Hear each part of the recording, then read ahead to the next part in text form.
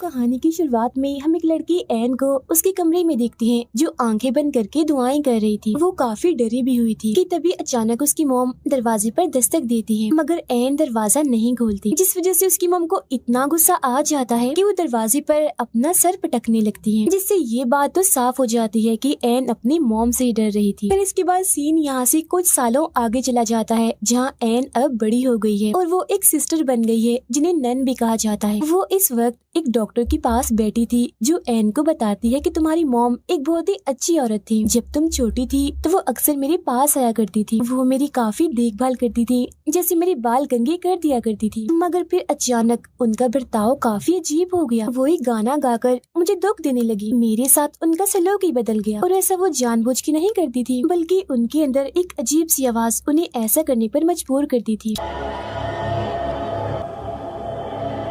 क्योंकि असल में वो पोजेस हो चुकी थी। मतलब कि शैतान ने उन पर कब्जा कर लिया था। इसके बाद दिखाया जाता है कि 1835 में एक्सॉर्सिज्म सिखाने के लिए एक स्कूल बनाया गया। एक्सॉर्सिज्म यानी काले जादू का तोड़। लेकिन अब क्योंकि पोजेस्ड यानी जिन पर शैतान ने कब्जा किया हुआ था उनकी तादाद बढ़ती जा रही थी, तो उसी स्कूल में अब उन लोगों को भी रखने का फैसला किया जाता है जो पोजेस्ड हो, जहाँ उन सबकी देखभाल सभी सिस्टर्स और नन्स करेंगे। मगर वो एक्सॉर्सिज्म से दूर रहेंगे, क्योंकि सभी फादर्स और प्रीस्ट एक्सॉर्सिज्म सीखकर उनकी पोजेशन को खत्म करेंगे, जिससे वो बिल्कुल ठीक हो जाए। अब हम एन को देखते हैं जो पहले एक बड़े चर्च में रहती थी, मगर अब वो भी इस स्कूल में आ जाती है। हालांकि वो एक नन है, सिस्टर है, एक्सॉर्सिज्म से उसका कोई लेना देना नहीं है, मगर फिर भी एक्सॉर्सिज्म सीखने में उसकी काफी दिलचस्पी होती है। फिर जब वो क्लास में थी तो वही डॉक्टर जिससे एन बातें कर रही थी वो सबको जादू टोने और इसके तोड़ के बारे में बता रही। यहाँ पर कुछ मरीज ऐसे थे जिनका ध्यान एन रख रही थी। कुछ वक्त पहले ही यहाँ एक और मरीज भी आई थी जिसका नाम नेटली था, जो सिर्फ एक 10 साल की बच्ची थी। एन उससे बातें करती है, हंसी मजाक करती है, जिससे वो बच्ची काफी खुश रहती है और एन को वो बहुत पसंद करती है। अब रात को जब एन अपने कमरे में थी तो तभी उसे किसी के पुकारने की आवाज आती है,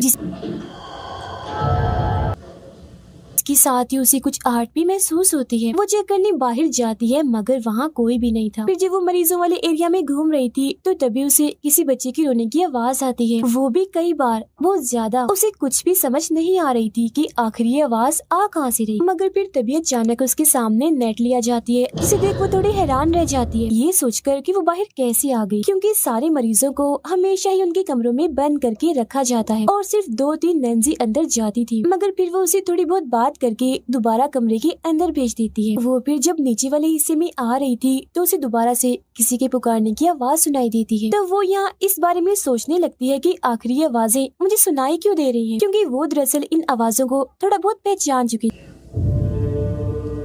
इसके बाद वो क्लास के पास से गुजरती है जहाँ हेड फादर सारे नए फादर्स और प्रीस्ट को क्लास दे रहे थे और सभी को एक्सॉर्सिज्म के बारे में बता रहे थे। वो यहाँ एक लड़की की वीडियो दिखाते हुए बताते हैं कि ये पोजेस हो गई थी, इस पर एक्सॉर्सिज्म ने काम नहीं किया, जिस वजह से इसकी मौत हो गई, क्योंकि उस पर शैतान का कब्जा बहुत ही ज्यादा गहरा था। अब एन भी आकर चुपके से इस क्लास में बैठ जाती है, क्योंकि उसकी दिलचस्पी तो इस टॉपिक पर पहले ही बहुत थी। फादर उसे देख लेते हैं मगर कुछ नहीं कहते। आगे फादर बताते हैं कि जब हम किसी पोजेस्ड इंसान के सामने जाते हैं तो एक तरह से हम किसी जंग के मैदान में आ जाते हैं, इसीलिए हमें पूरा ध्यान रखना पड़ता है और अपने सारे हमले भी बिल्कुल तैयार रखने पड़ते हैं। हमें गॉड की कई बातों को हमेशा याद रखना होता है, क्योंकि शैतान और उसके साथी हमारा ध्यान भटकाने की कोशिश करते हैं। अलग अलग चालें चलकर, जाल बिछाकर वो हमें कमजोर करने की कोशिश करते हैं, इसीलिए हमें उनका सामना काफी अच्छे से करना होगा और कुछ भी हो जाए गॉड पर यकीन रखना होगा, क्योंकि तभी हम किसी पोजेस्ड इंसान पर एक्सॉर्सिज्म करके उसे ठीक कर सकते हैं, जो कि बहुत बार नहीं हो पाता और शैतान का शिकार पोजेस्ड इंसान मारा जाता है। फिर इसके बाद एन इसी लड़की की रिकॉर्ड फाइल और रिकॉर्डिंग चेक कर रही होती है, जिसमें उस लड़की ने भी एक आवाज के बारे में बताया था कि वो आवाज मुझे अक्सर सुनाई देती है। अब यही हम एक पुराने वक्त का सीन देखते हैं जहाँ एन डॉक्टर को बता रही थी कि जब मेरी मॉम पोजेस्ड थी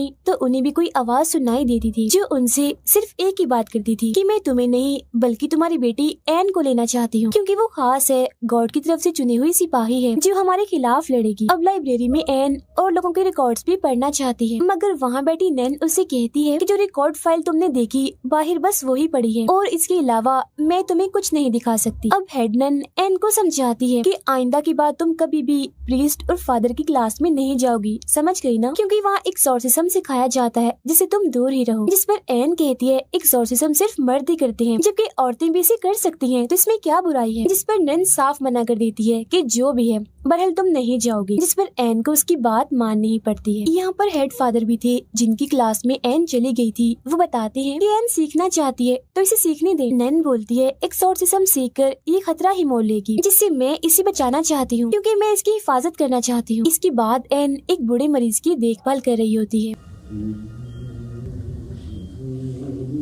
मगर तभी अचानक वो उसकी मॉम वाला गाना गाने लगता है जो सुन वो परेशान हो गई थी। लेकिन तभी वो बूढ़ा आदमी उस पर हमला कर देता है और एन को पकड़ लेता है। वो उससे बचने की कोशिश कर ही रही थी कि तभी वो मरीज खुद ही बेहोश हो जाता है। अब इस बारे में नन और हेड फादर अपने सीनियर प्रीस्ट से बात कर रहे थे, जिस पर वो प्रीस्ट कहते हैं कि सिर्फ एन की यहाँ मौजूदगी से ही वो पोजेशन दोबारा से शुरू हो गया है। जब भी तो बूढ़े आदमी को शैतान ने पोजेस्ट कर लिया, मतलब की बात काफी बड़ी है, खतरे वाली है। जो सुन नन कहती है कि अगर ऐसा है तो हमें एन को दोबारा से बड़े चर्च भेज देना चाहिए जहाँ से वो आई है। जिसन फौरन हेड फादर कहते हैं कि इसका कोई फायदा नहीं होगा, जगह बदलने से शैतान पीछा नहीं छोड़ते, तो मैं चाहता हूँ कि उसे यहीं रखकर एक्सॉर्सिज्म सिखाना चाहिए। इस पर नैन कहती है कि नहीं, ऐसा नहीं हो सकता, सालों से चलते आ रहे रस्म और रिवाज के ये खिलाफ है। ये बात तय है कि कोई औरत एक्सॉर्सिज्म नहीं कर सकती। फादर बोलते हैं कि हम उसे किसी का तोड़ करने के लिए नहीं सिखाएंगे, बस इतना उसे सिखा देंगे कि वो अपनी हिफाजत खुद कर ले, क्योंकि मुझे महसूस हुआ है कि उसका काफी करीबी ताल्लुक है। जिसन फौरन नैन बोलती है कि इसमें कौन सी बड़ी बात है, गॉड से तो हम सबका ही करीबी ताल्लुक है। जिस पर फादर कहते हैं गॉड से नहीं, शैतान से, उसका शैतान से करीबी ताल्लुक है। फिर अगले दिन एन एक्सॉर्सिज्म वाली क्लास में जाने लगती है, जहाँ एक फादर जिसकी एन से दोस्ती हो गई थी, उसके अलावा सब इस बात से नाखुश थे। क्लास खत्म होने के बाद फादर उन्हें असली एक्सॉर्सिज्म की झलक दिखाने के लिए ऊपर वाले फ्लोर पर ले जाते हैं। ये एक ऐसी जगह थी जहाँ सबसे खतरनाक पोजीशन वाले लोगों को हिफाजती कमरों में रखा जाता है, और जिस कमरे के पास वो आए थे इसमें नेटली को रखा गया था क्योंकि उसका पोजीशन काफी बढ़ गया था। तब हेड फादर दो छोटे फादर जो अब एक्सॉर्सिज्म सीख रहे थे उन्हें इस कमरे में भेजने का फैसला करते हैं एक्सॉर्सिज्म करने के लिए, और उन्हें बताते हैं कि जिस पर तुम एक्सॉर्सिज्म करने जा रहे हो वो सबसे खतरनाक शैतान है, जो सबकी खुफिया राज, उनकी शर्मिंदगी और सभी गुनाहों को जानता है, जिन्हें वो फिर उस इंसान के खिलाफ इस्तेमाल करता है जिसके अंदर वो होता है, और ऐसा करके वो उसकी आत्मा को तोड़ता है। तो तुम इस चीज का खास ध्यान रखना। फिर इसके बाद वो एक्सॉर्सिज्म करने के लिए उस कमरे के अंदर चले जाते हैं और अपने जादुई अल्फाज और मंत्र पढ़ने लगते हैं, लेकिन पोजेस्ड हुई नेटली पर इनका कोई असर नहीं होता। वो अब उल्टा इन्हें ही डराने लगती है और इन पर हमला कर देती है, जिसके बाद वो कूदकर सीधा जाकर छत से लग जाती है। अब इस कमरे की खिड़की के शीशे ऐसे थे जिनसे बाहर का कुछ भी नजर नहीं आता था, जबकि बाहर खड़े लोग अंदर देख सकते। एन बाहर खड़ी ये सब कुछ देख रही थी कि तभी नेटली खिड़की के पास आकर बाहर एन को देखने लगती है, जो जाहिर है इस वजह से मुमकिन हुआ क्योंकि इस वक्त वो शैतान के कब्जे में थी, और वो यहाँ एन को डराने लगती है, जैसे वो अपनी आंखों पर हाथ रख लेती है और उसके हाथों से कीड़े निकलने लगते हैं। फिर वो शैतान एन से कहता है तुम मुझे अपने अंदर आने दो, मतलब कि तुम मुझे खुद को पोजेस्ट करने दो। फिर फौरन ही फादर कमरे के अंदर आ जाते हैं क्योंकि बात अब बस से बाहर हो गई थी, मगर पोजेस्ड नेटली उन पर भी हमला कर देती है, जिसके बाद अब एन अंदर आती है और उससे बात करने लगती है। वो कहती है संभालो खुद को और जल्दी करो, होश में आओ। तब उसकी ये बात नेटली पर असर भी करती है क्योंकि वो फौरन ही होश में आने लगी थी, मगर तभी अचानक उसके अपने ही बाल उसके मुंह में जाने लगते हैं, लेकिन उन बालों को दोनों छोटे फादर्स पकड़ लेते हैं, जबकि हेड फादर फिर अपने मंत्र और जादुई अल्फाज पढ़ने लगते हैं, जिसके साथ ही नेटली फौरन होश में आ जाती है और वो उसके बाल बाहर निकालते हैं जिन्हें एक शैतानी हाथ में पकड़ा हुआ था क्योंकि शैतान उसके अंदर था। फिर अब कुछ वक्त के बाद दोनों छोटे फादर और एन आपस में बात कर रहे होते हैं क्योंकि तीनों की काफी अच्छी दोस्ती हो गई। उनमें से एक फादर कहता है कि एन का तरीका काम कर गया क्योंकि कहीं न कहीं नेटली उस पोजीशन में मौजूद थी जिसने तुम्हारी बात सुन ली और होश में आने की कोशिश की। ये कहकर वो उसे अपनी बहन के बारे में बताने लगता है कि मेरी बहन की शादी हुई थी, उसका बच्चा जब होने वाला था तो किसी वजह से बच्चा उसने खो दिया, जिसमें कहीं न कहीं मेरी बहन की भी गलती है, जिस वजह से वो हर वक्त सदमे में, शर्मिंदगी में रहती है और मैं उसकी वजह से बहुत परेशान। फिर अब रात के वक्त एन को एक बुरा सपना आता है जिसमें उसकी माँ ही उसे डराती है, जिससे एन भी काफी परेशान हो गई थी। इसके बाद वो नेटली के पास जाती है और पूछती है कि अब तुम्हें कैसा महसूस हो रहा है, जिस पर नेटली बताती है कि मुझे एक बुरा सपना आया था जिसमें मैंने एक जगह देखी जहाँ पर बहुत सारे लोग थे। वो सभी लोग चिल्ला रहे थे, साथ ही साथ एक आवाज भी सुनाई दे रही थी। वो मुझे काफी डरावनी चीजें भी दिखा रहे थे, डरा रहे थे और वैसे करने को कह रहे थे जैसा वो लोग कर रहे थे। और एन, वहाँ मैंने तुम्हें भी देखा, तुम भी चिल्ला रही थी। जो सुन एन थोड़ा और परेशान हो जाती है। फिर इसके बाद वो अपने नोट्स बना रही होती है कि जब इंसान पोजेस्ड होता है तो उन्हें क्या महसूस होता है, उनके साथ होता क्या। अपने फादर दोस्त की मदद से वो उन फाइल्स को भी देख लेती है जो देखना मना था, जिससे उसे पता चलता है कि बहुत सारे लोगों की हालत पोजेस्ड होने के बाद सीरियस हो जाती है। फिर उन्हें एक्सोर्सिज्म वाले इस स्कूल में भेज दिया जाता है, मगर यहाँ भी वो ठीक नहीं हो पाते और मारे जाते हैं। ये जानकर एन काफी परेशान हो जाती है क्योंकि नेटली की हालत अब दिन ब दिन खराब होती जा रही थी। फिर उसे पोजेशन से बची एक लड़की का इंटरव्यू मिलता है जिसमें वो बताती है कि मैं बच तो गई थी मगर पोजेशन में मैंने अपने साथ बहुत गलत किया था, मतलब कि खुद को नुकसान पहुंचाया, अपना चेहरा तक बिगाड़ लिया था। मैंने ऐसा कदम इसीलिए उठाया क्योंकि जो मेरे अंदर का शैतान था जिसने मुझे पोजेस्ट किया हुआ था, उसने मुझे मेरे गुनाहों और शर्मिंदगी का एहसास दिलाया और आज भी मैं उसी शर्मिंदगी में जी रही हूँ। अब हमें माजी का एक सीन दिखाया जाता है जहाँ एन की मोम पोजेशन में थी और उस पर हमला करने की कोशिश कर रही थी, मगर फिर अचानक से उसकी मोम ने अपनी ही जान ले ली। अब एन हेड फादर के पास आती है और उन्हें बताती है कि पोजेशन के टाइम पर शैतान उस इंसान की शर्मिंदगी और गुनाहों को इस्तेमाल करता है और जब वो इंसान अपनी शर्मिंदगी और गुनाहों पर पूरी तरह से टूट जाता है तो तब वो इंसान उस पर कब्जा कर लेता है। ऐसा करके वो जीत जाता है और पोजेस्ड हुए इंसान को फिर चाहे जहाँ भी भेजा जाए उसकी मौत ही होगी क्योंकि शैतान तो पहले ही जीत चुका है। इसीलिए एक्सोर्सिज्म के दौरान हमें लोगों को अंदर से मजबूत करना होगा कि वो लोग अपनी शर्मिंदगी और गुनाहों से ना टूटे, जिस वजह से वो लोग बच जाएंगे, एक्सोर्सिज्म कामयाब हो जाएगा। अब उसकी ये बातें हेड फादर को जरा भी समझ नहीं आती। उनका यहाँ सिर्फ एक ही सवाल था कि आखिर एक 10 साल की बच्ची को क्या शर्मिंदगी और क्या गुनाहों का एहसास होगा, क्योंकि बच्चे तो मासूम होते हैं, मन के पाक साफ होते हैं। तो फिर नेटली के केस में आखिर शैतान ने कैसे उस पर कब्जा किया हुआ है, अब इसका जवाब किसी के पास नहीं था, मगर जो इसकी वजह थी वो काफी बड़ी थी जिस बारे में हमें थोड़ी देर में पता लगने वाला है। अब एन की बातें यहाँ उसके फादर दोस्त ने सुन ली थी और वो उसे कहता है कि मेरी बहन जिसने बच्चे को खोया था, मैंने जिसके बारे में तुम्हें बताया था,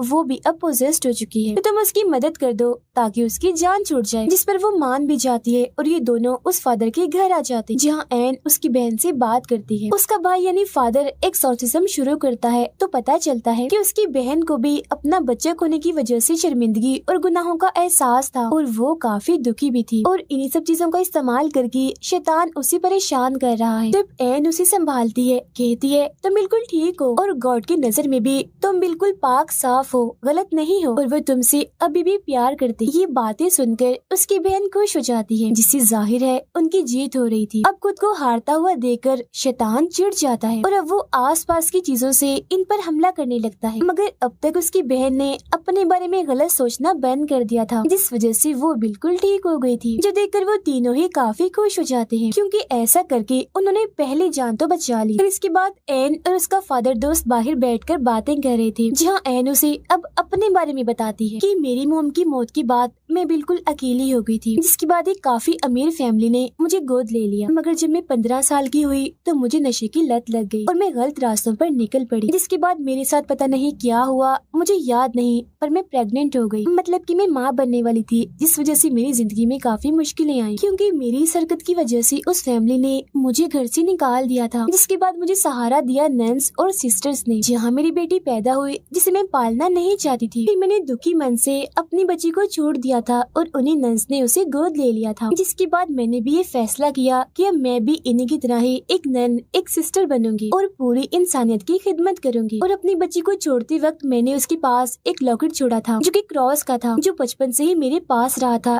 क्योंकि मेरी मॉम ने ही मुझे दिया था और तभी से मैं दुआएं मांग रही हूँ कि गॉड मुझे मेरे किए के लिए माफ कर दे। जिस वो फादर कहते हैं कि मेरा ख्याल है गॉड तुम्हें माफ कर चुके हैं क्योंकि कई बार मैंने इस बात की झलक तुम्हारे अंदर देखी है। इसके बाद जब एन अपने कमरे में थी तो उसे अपनी मॉम के ख्याल आने लगते हैं। उसकी आंख से भी नोकदार कोई चीज बाहर आती है जिससे वो थोड़ा परेशान हो गई थी।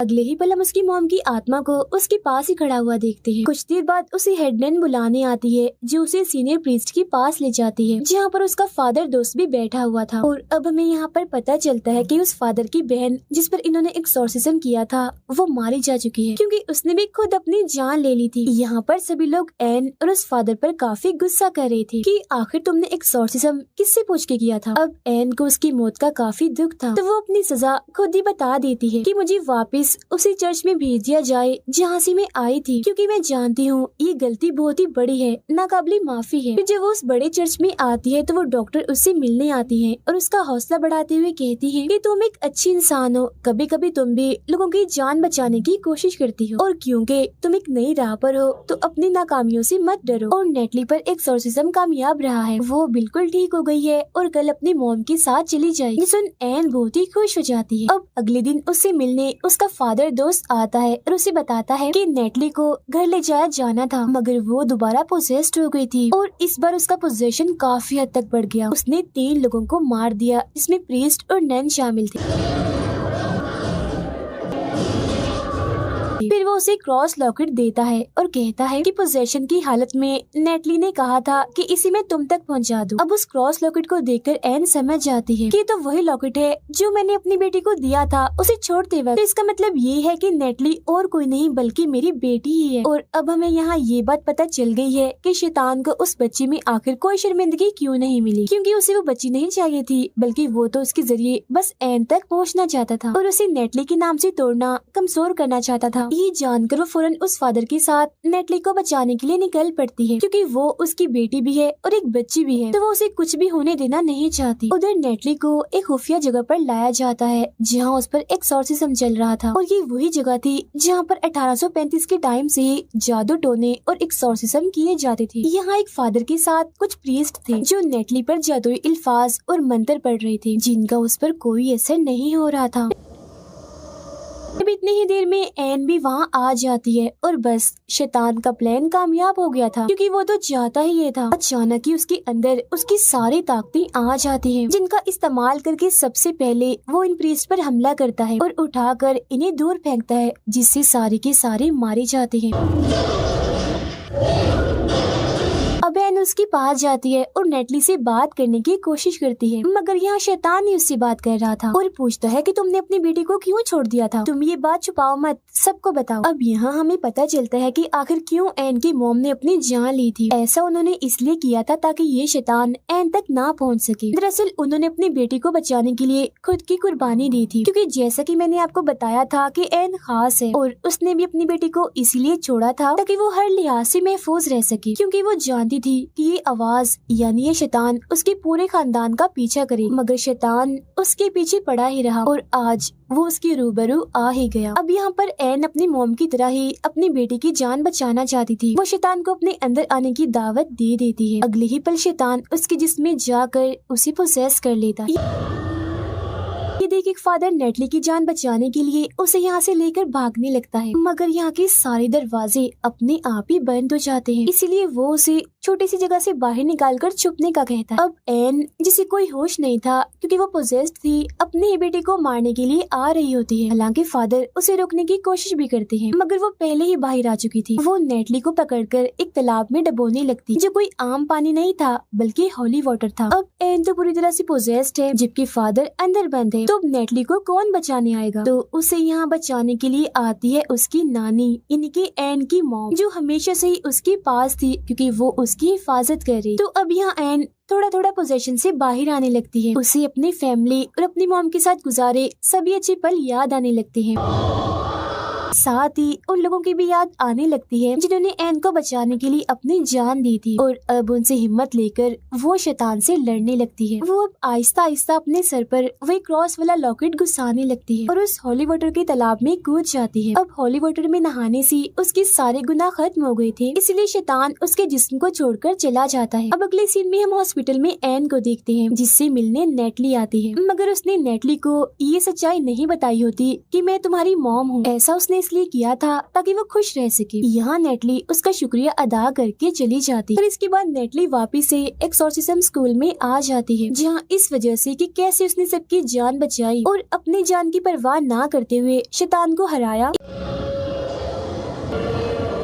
इससे सब लोग काफी खुश थे। फिर सीनियर प्रीस्ट उसे कहते हैं कि अब तुम भी एक्सॉर्सिज्म सीखोगी, लोगों के काम आओगी और पहली बार ये रिकॉर्ड बनाओगी कि कोई औरत भी एक्सॉर्सिस्ट है जो एक्सॉर्सिज्म करके लोगों की जान बचाती है। जो सुन एन खुशी से झूम उठती है। इसके अलावा भी सभी लोग काफी खुश थे। हेड फादर भी उसका हौसला बढ़ाते हैं, कहते हैं कि मैं भी तुमसे बहुत खुश हूँ, हमेशा आगे बढ़ती रहो, कामयाब रहो। साथ ही वो उसे चेतावनी भी देते हैं कि अब तुम संभल कर रहना, क्योंकि अगर तुम शैतान को जान चुकी हो तो वो भी तुम्हें जान गया होगा और अगली बार वो चाल किसी और अंदाज में चलेगा, वो अभी भी तुम्हारा पीछा नहीं छोड़ेगा। उसकी ये बात सुनकर और इस पर अमल करने का कहकर वो फौरन यहाँ से निकल जाती है। मगर जब वो गाड़ी में थी तो वहाँ एक पोजेस्ड औरत को देखती है। इसके अलावा जो उसकी गाड़ी का ड्राइवर था अचानक से वो भी पोजेस्ड हो जाता है। असल में ये सब शैतान के साथी थे जिन्हें शैतान ने ही हेल इन्हें जहन्नुम से भेजा था एन को रोकने के लिए। तब एन भी अपना क्रॉस उठाती है और उन्हें रोकने के लिए तैयार हो जाती है, जहाँ तभी अचानक वो सारे पोजेस्ड लोग उस पर हमला कर देते।